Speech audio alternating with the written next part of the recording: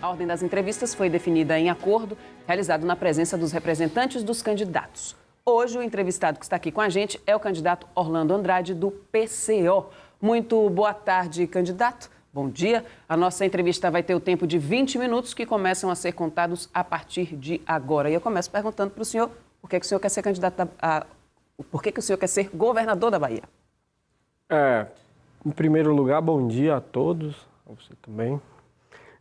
Na verdade, a nossa proposta de ser candidato vem da direção do partido.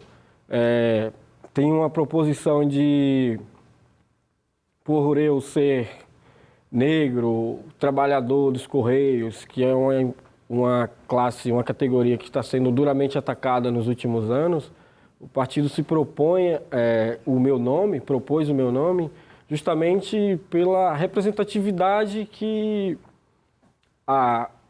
veio a calhar no momento, nessa situação, na situação atual. E o senhor quer ser governador da Bahia? Claro, não. A gente não vem participar das eleições pensando em não querer ser.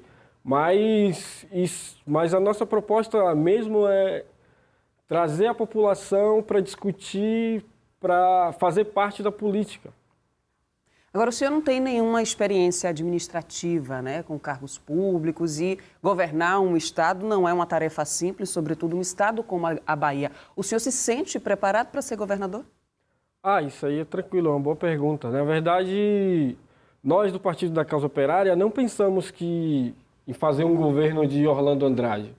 A gente pensa em fazer um governo de toda a classe trabalhadora, a classe trabalhadora influenciando e agindo diretamente na construção do governo, junto com todo o partido e o programa que nós defendemos. E como seria esse governo com a participação da classe trabalhadora? Então, dentro do programa do partido está incluso a formação de conselhos populares.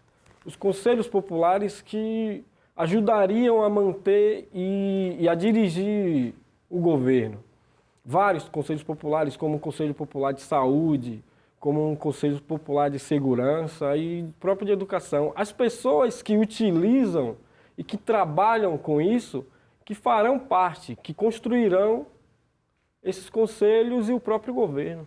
E aí, como é que se definiriam as políticas, por exemplo, para a saúde? Se formaria esse conselho e, a partir daí, como se o senhor iria gerir a saúde a partir desses conselhos? Haveria uma votação? Haveria uma decisão a partir de ideias do povo? Ou qual seria a sua participação diante desses conselhos? Esses conselhos seriam eleitos pela população, né? Lógico. E teriam um poder de voz amplo, uma boa discussão, que construiria o partido, um governo operário, um governo dos trabalhadores.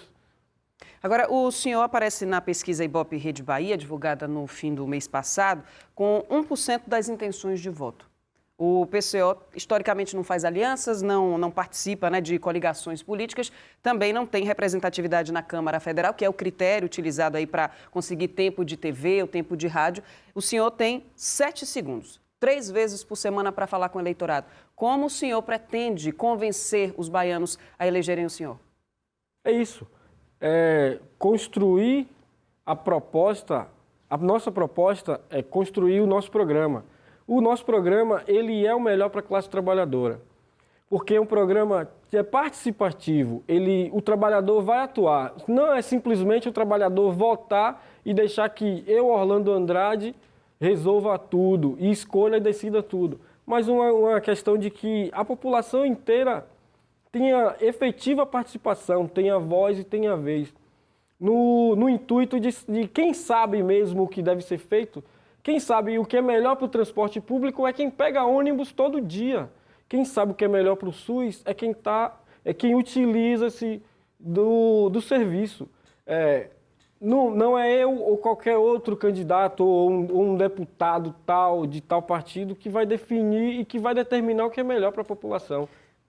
Mas para chegar lá, por exemplo, né, para conseguir esses conselhos, para conseguir que a classe trabalhadora possa opinar, o senhor precisa ser eleito primeiro. A minha pergunta é, como o senhor pretende convencer o eleitorado baiano com tanto pouco tempo de televisão? Quais são as estratégias para o senhor ser eleito? Então, o nosso trabalho ele é feito nas ruas, com a classe trabalhadora. O que a gente faz muito é panfletagem. E não só nas eleições. Nós trabalhamos na militância diariamente. Então, estamos nas ruas, eu não digo só Orlando Andrade e nem o Partido da Causa Operária da Bahia, mas nacionalmente nós atuamos nas ruas o tempo inteiro. Nós estamos em manifestações, nós estamos nas ruas, nas panfletagens, nós conversamos com a população, nós temos um jornal online, um jornal físico que leva e demonstra o que a gente quer para a classe trabalhadora, qual é o nosso projeto. Não o meu, mas sim de todo o partido. O senhor foi candidato a vice-prefeito de Feira de Santana em 2016. A sua chapa ficou em último lugar, conquistando apenas 283 votos de um eleitorado de mais de 397 mil pessoas. Então, o senhor acredita que essa estratégia vai funcionar agora para as eleições de governo da Bahia? Então, a gente sabe do caráter antidemocrático das eleições. E o partido vê dessa forma. Não é à toa que cercearam o líder das pesquisas, Luiz Inácio Lula da Silva, de participar das eleições. Um homem que tinha a maior quantidade de votos baseado justamente nas pesquisas Ibope. O que a gente tenta construir, na verdade, é que as pessoas que participem efetivamente da política, não só nas eleições, porque, infelizmente, as eleições são extremamente limitadas. É tão antidemocrática que nós, do Partido da Causa Operária, temos só 7 segundos, enquanto outros partidos têm mais da metade do tempo total. O senhor é o único dos 7 candidatos a governador da Bahia que não registrou as suas propostas ou seu plano de governo no TSE. Por que o senhor não registrou o seu programa ou as suas ideias, essas ideias que o senhor está expondo aqui hoje para a gente? Então, justamente o partido, não só aqui na Bahia, mas em todos os estados, nos 17 estados que temos candidatos, lançou como proposta a liberdade e o direito de Lula sair candidato e a luta contra o golpe de Estado efetivo no país atual agora, que está sendo atuante agora. Mas o que isso tem a ver com um programa de governo, um plano de governo ou ideias para governar a Bahia caso o senhor seja eleito? Lógico, tem tudo a ver. Por quê? A partir do que a gente pensa que a efetivação da população, só a população nas ruas, para efetivar o que realmente deve ser feito, o que deve ser garantido para o povo. Porque não é por eleição que vamos conseguir garantir todos os direitos da classe trabalhadora. Junto com o cerceamento e o golpe de Estado que está sendo aplicado, que foi aplicado e se mantém atuando no país nesse momento, diz o que realmente é preciso ser feito. As pessoas têm que irem para as ruas, as pessoas têm que garantir os seus direitos na marra, na rua, porque por voto, por eleição, a gente acha que não vai solucionar. Mas o senhor coloca o seu nome para as eleições. O senhor acredita que vai ou não solucionar a partir da sua eleição? Não é que a eleição não sirva para nada, mas ela não é o único campo prático que acreditamos político. Além das eleições, existem outros mecanismos políticos de resolver. E uma das coisas, as eleições refletem um pouco da política nas ruas. Mas nesse caso a gente está falando sobre eleições. O senhor coloca o seu nome dentro desse sistema eleitoral para que as pessoas votem no senhor. Como é que as pessoas podem se identificar com as suas propostas ou com as suas ideias se isso não está exposto? O senhor votaria, por exemplo, num candidato que não apresenta propostas? Que não apresenta um plano de governo? Não, mas meu plano de governo eu estou colocando agora. A gente põe agora. O partido, uma resolução do partido, foi tirado isso, que a gente defenderia o direito de Lula ser candidato e outra coisa, a luta contra o golpe. O nosso programa é lutar contra o golpe de Estado. Esse é o programa de governo do PCO? Do PCO. No momento atual, nosso programa de governo é derrubar os golpistas que estão destruindo a classe trabalhadora. E em relação à segurança da Bahia, à saúde, à educação, o senhor não tem nenhuma proposta para os baianos, por exemplo? Temos, sim, claro. Quais são as suas propostas, por exemplo, para a área da segurança? Da segurança. O Partido da Causa Operária, ele defende a polícia municipal. Ele é a favor da dissolução da PM, para você ter ideia. Quer dizer que se o senhor for eleito, o senhor acaba com a Polícia Militar da Bahia? Não, não é simplesmente assim, porque a gente vai analisar toda a conjuntura, a situação. Esse é um programa de longo prazo, mas a gente entende que a polícia hoje, ela serve como instrumento de repressão de toda a população, principalmente a população negra. Então, em caso do senhor ser eleito, como seria feito esse processo de extinção da PM? Isso seria estudado, isso seria discutido, uma ampla discussão por um conselho amplo e que levaria a esse processo de mudança. Mas a gente tem que pensar no que deve ser feito. Primeiro, a gente tem que pensar no horizonte, alçar o horizonte e depois traçar o caminho. O senhor, então, não estudou ainda essa situação? Não apresenta isso como proposta ou não? É simples. O senhor defende ou não? O Partido da Causa Operária defende o fim da Polícia Militar. O senhor, eleito governador, acabaria ou não com a Polícia Militar? Isso ainda vai ser estudado ou não? O senhor assumindo, o que o senhor faz? Discutir, lógico. Mas, assim, isso seria efetivamente pensado. Entendeu?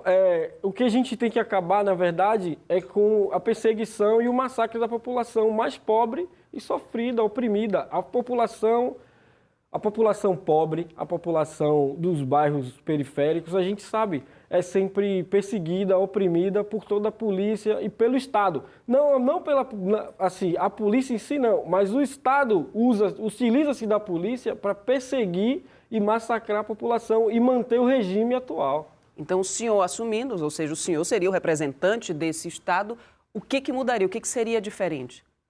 Em que sentido isso fala? No sentido da atuação da polícia, da atuação da segurança, da atuação frente a essas comunidades? Lógico, a gente deveria cortar essa questão de atuar, essa atuação tão severa e a perseguição tão grande à classe oprimida. O que acontece é que vemos, não só na Bahia, mas a polícia militar, a polícia em si, a gente vê como no Brasil inteiro, que serve justamente para manter a classe trabalhadora inerte e na situação que ela vive, de opressão e de pobreza. O que vemos no Rio de Janeiro, aumentou-se o nível de opressão com os militares, com o exército no Rio de Janeiro, e o que aconteceu? Aumentou a violência. Eu acho que aumentar a repressão só faz aumentar a violência, não soluciona a violência. Vamos falar sobre a classe trabalhadora, então. Aqui hoje na Bahia a gente tem 2 milhões de pessoas em idade para trabalhar que não conseguem um emprego, entre os desempregados e aqueles que já perderam a esperança. Quais seriam as propostas do senhor para movimentar, aquecer a nossa economia e empregar essas pessoas? O programa do PCO ele é bem definido sobre isso. Somos a favor da redução da jornada de trabalho, que isso daria a oportunidade de outras pessoas trabalharem, e fomentar toda a economia. Mas a jornada de trabalho, a redução da jornada de trabalho, ela traria justamente a abertura de mais empregos. O que acontece? O que acontece é uma exploração maciça da classe trabalhadora perante o Estado burguês, o que gera um exército de desempregados que facilita até o Estado burguês manter a exploração. E como é que o senhor, então, faria para que, além da redução, né, da jornada de trabalho, como é que o senhor faria para que as empresas ou com esse empresariado que o senhor coloca, conseguisse absorver essa mão de obra e colocasse essas pessoas para trabalhar? É só reduzir o lucro dos patrões, né? Os patrões, eles lucram muito e o trabalhador vive na miséria. O que acontece é aumentar o salário dos trabalhadores, um salário digno. No dia, o salário do DIEESE, no último estudo, é de R$4.000 que necessita para sobreviver. Hoje o nosso salário mínimo é de 954.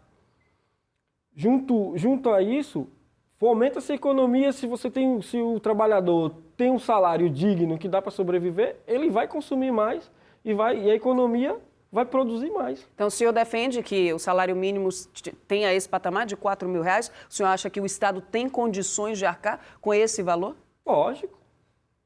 O Estado tem condições. Só que parte do dinheiro que o Estado